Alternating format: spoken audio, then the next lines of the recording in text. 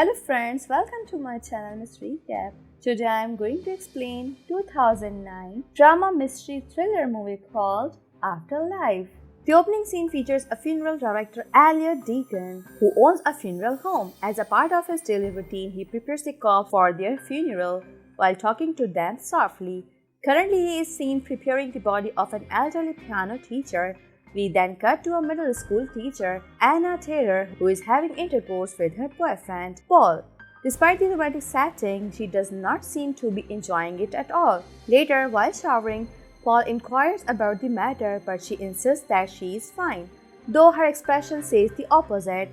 Following this, Anna heads to work where she finds two big kids bullying her little student, Jack. She reprimands them and immediately friends them away. After work, Anna is leaving school when the light starts flickering in the hallway. Scared, she frantically runs towards the exit but finds the door locked. Amidst this intense movement, Jack appears and inexplicably opens the door without any problem. That evening, Anna attends the funeral of her former piano teacher at Elliot's place. As she approaches the dead body, she sees it moving its mouth, startling her for a moment. But upon having a second look, she finds it's normal and realizes that it must have been her imagination. Later that night, Anna goes to meet Paul at a fancy restaurant for dinner. During this, he tells her about his promotion to the company's headquarters, so he has to move to Chicago. He then pulls out a ring from his pocket, intending to propose to her and take her along with him. But before he can do so, Anna starts arguing as she thinks that he is going to break up with her. Paul tries to explain the truth, but she storms off without listening. She drives off in a state of distress and amidst the heavy rain, ends up getting into a traffic accident. In the next scene, we see Anna on an embalming table in the funeral home with a pale face and a wound on her forehead. Shortly after, Elliot walks in and starts preparing her. As he proceeds to undress her, Anna opens her eyes and asks where she is. Elliot, with a surprising calmness, answers that she is in the funeral home and that she is dead. He further reminds her that she collided with a truck loaded with metal pipes, causing her death 8 hours ago. Confused and terrified, Anna still does not believe that she is dead, despite the funeral director's reassurance that she is merely in transitions to the afterlife.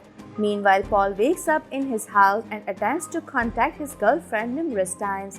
However, Anna's belongings are now with Elliot, who disregards the call and puts them in a storage closet alongside the belongings of other corpses. Unable to find her anywhere, Paul goes to her mother's house to inquire about her whereabouts. Much to his shock, Mom reveals about the tragic accident that led to her demise. In addition, she blames him for letting her drive in such bad weather. Back in the funeral home, Elliot stitches Anna's wounds and she is perplexed that she is not feeling pain. She inquires about it, but he ignores her and injects her with a fictional drug called hydronium bromide, which he claims will relax her muscles. A while later, Anna's wheelchair-bound mother arrives at the funeral home to see her. In a crying voice, she talks to Anna's body, asking who is going to take care of her now. Before departing, she asks Elliot to turn her hair to its natural color, brown. Later on, Anna wakes up to find her alone in the room. She musters up enough strength and sits in an upright position. She then walks up to the landline phone, but it is not working. Just then, Paul shows up in the funeral home and requests Elliot to let him see his girlfriend. Despite his desperation, the funeral director does not let him in because he has no legal ties to her. Hearing Paul's voice, Anna screams and pounds on the door, but her efforts go unnoticed. Paul then goes to the police station to meet his friend, Tom, in hopes that he can do something to let him inside the funeral home. However, another police officer informs him that Tom has gone for his patrol duty and will be back soon. Until that time, Paul enters the police impound and sits inside Anna's red car. During this, he has a vision of his girlfriend, which is suddenly interrupted by Tom's hand. Paul implores him to do something to facilitate his entry to see Anna, but the latter is helpless in this regard. On the other hand, Anna wanders around the room and finds another corpse lying on the table. Not wanting to end up in such a fate, she grabs a pair of scissors and waits for Elliot. As soon as he walks in, she threatens to kill him, but the latter looks unfazed. He claims that she is incapable of harming him because she is already dead. Anna argues, questioning how she is able to talk to him if she is dead. At this point of time, Elliot reveals that she is able to talk to him because he has a gift, the ability to communicate with the dead people. He further suggests that she let go of life because her funeral is in 3 days, after which she will be put into a coffin and buried forever.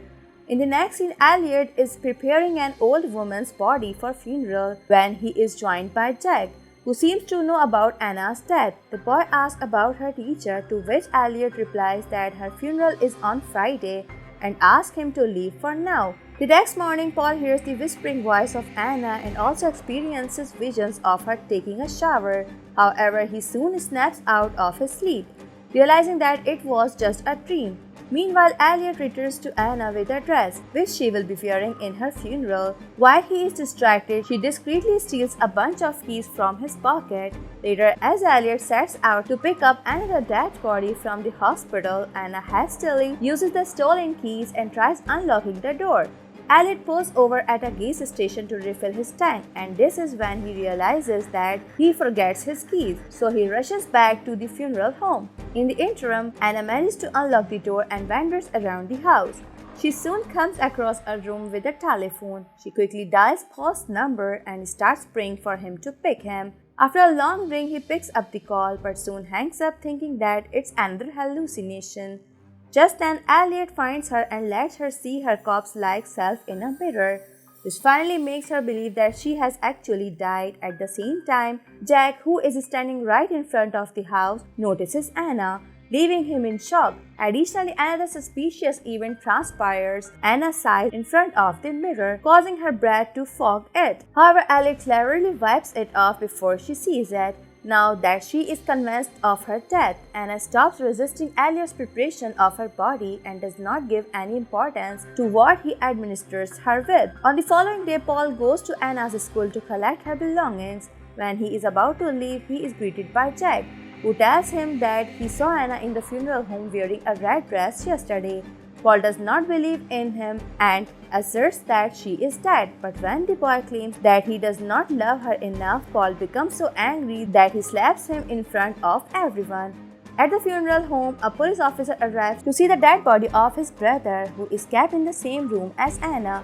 He then asks Elliot to leave him alone with his brother for a few minutes. As the funeral director leaves, the officer's true intention becomes apparent as he approaches Anna's naked body.